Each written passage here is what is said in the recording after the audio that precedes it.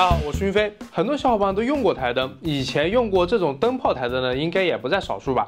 最近小伙伴要买台灯，这不看不要紧，一看才发现现在的台灯居然已经进化成这样了。问了一下身边想购买台灯的朋友，预算都出奇的高，大部分是有小孩的，都在看1000元价位的台灯。而我就在想，这些台灯有什么区别？用起来真的有差距吗？那么我们这次就带大家一起来看看这些台灯，价位就在我朋友说的这些区间，一共准备了5款，明基、松下、海士宝、飞利浦、舒克都是热门的产品。那么记得点亮收藏，我们这就开始。台灯大家购买的核心的点就是一个护眼，对自己对孩子的视力有保护。而目前大致有这么几种方式：一是高品质的光源技术，就是显色性；二是光学设计，贵的台灯往往会采用扩散板、反光罩等组件，有效扩大光照的范围，减少阴影和眩光的现象，确保光线的分布均匀。三是调光系统，无极调光和根据环境自适应调光，四是专门的护眼技术，红光护眼。而这几款台灯有做到这些吗？或者说做的怎么样呢？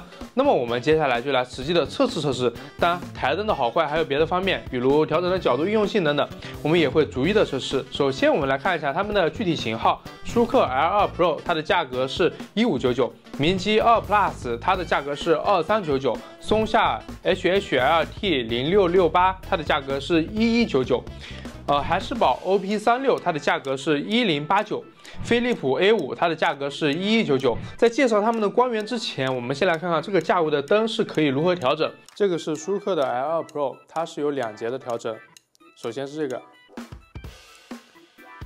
它可以直接到底，然后这边它也是可以近乎180度的调整，然后在这边它是可以旋转调整，这个旋转调整是360度的。这款是松下的，它是有3节的调整，然后这边有旋转。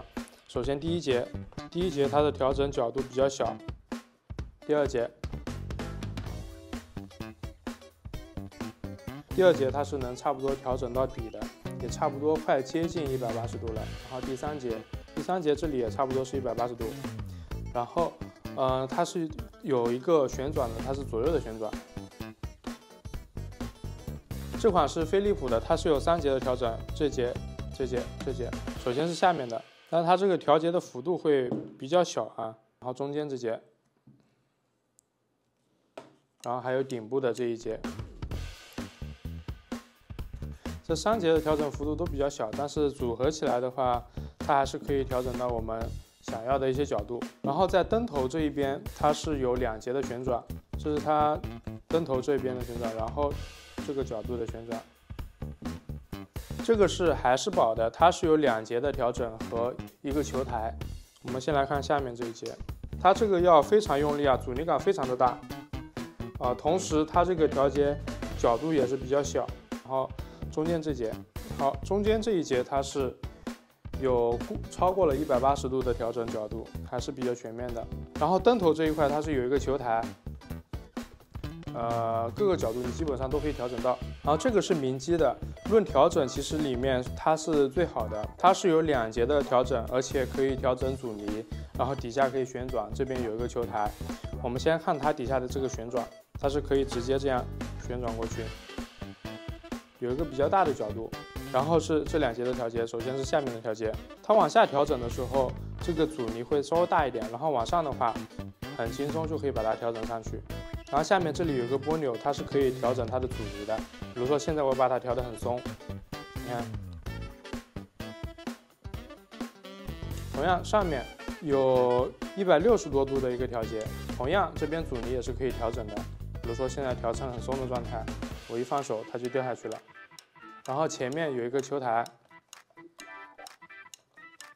也是可以调整到大家想要的任何角度。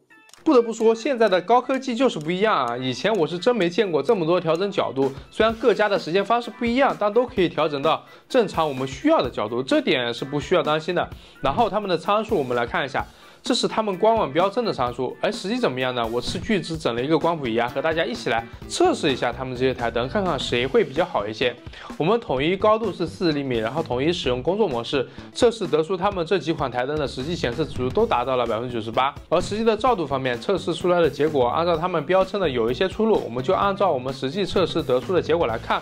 其中明基和舒克的照度是比较高的，一个是2966，一个是2721，其他的照度均在2000左右。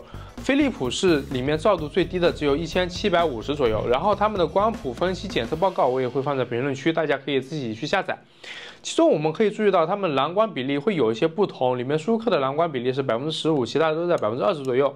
这里我们测得的数据是光源中的蓝光比例。虽然我们常说的蓝光通常指的是高能短波蓝光，这个范围的蓝光具有比较高的能量，能够穿透眼睛到达视网膜，长时间暴露可能会导致视网膜细胞损伤。虽然不是同一个数据，但是通常的蓝光比例较低的光源被认为是对眼睛更加友好，尤其是在长时间使用的情况下。而且舒克是里面唯一支持红光调节的，而红光目前被认为可以有效减少眼部的疲劳和改善视力的衰退。当然，同样也不建议长时间暴露在红光底下。所以舒克它有3档的红光调节，且上方还可以调整红光的均匀度，这是其他台灯所没有的。在光源这块，还有它们光的均匀度，我这里就统一以2022年的新国标来测试。我们制作了最新的矩形光芒照度计算图，然后按照标准设定40厘米的光源距离，对其发光面集合中心，尽量按照标准的测试流程来走。测试设备是 HP320 光谱仪，当然个人的测试是会有一定控制不准确的情况。以下的测试仅是我手里面的这几个台灯在这个情况下测试的数据，仅供参考。光照均匀度测试过程的结果我也直接换算直接标出了。如果要达到国家 AA 级标准，中心发光区域照度均匀度需要小于等于3，总区域需要小于等于7，水平照度分别是中心大于等于500，总区域大于等于250。通过测试结果我们可以看到，所有的台灯都达到了国家的双 A 标准，其中舒克的比较均匀，中心区域整体均匀度比较平均，边缘控制的也比较良好，明基这块的表现也比较良好。海士堡这边就比较一般了，外圈均匀度差一点就掉出 AA 级。松下因为是长条形的灯，它中心区域的均匀度是真的很棒，我们都非常惊讶。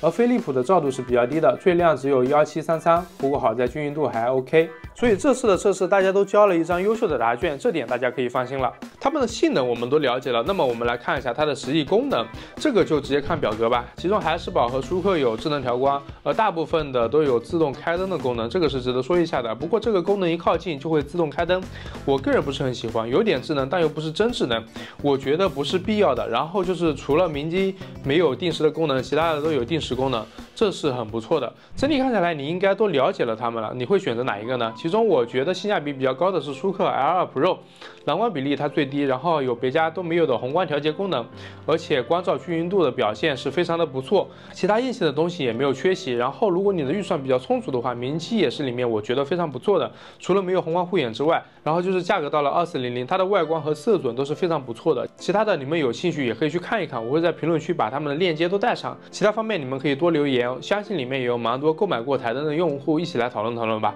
本期视频大家了解了目前比较热门的台灯，应该是比较透彻的给大家了解了我的实际测试，希望可以帮助到各位想要购买台灯的你。如果有什么想要我测的产品，也欢迎留言。我是云飞，记得点赞收藏。那我们下期视频再见。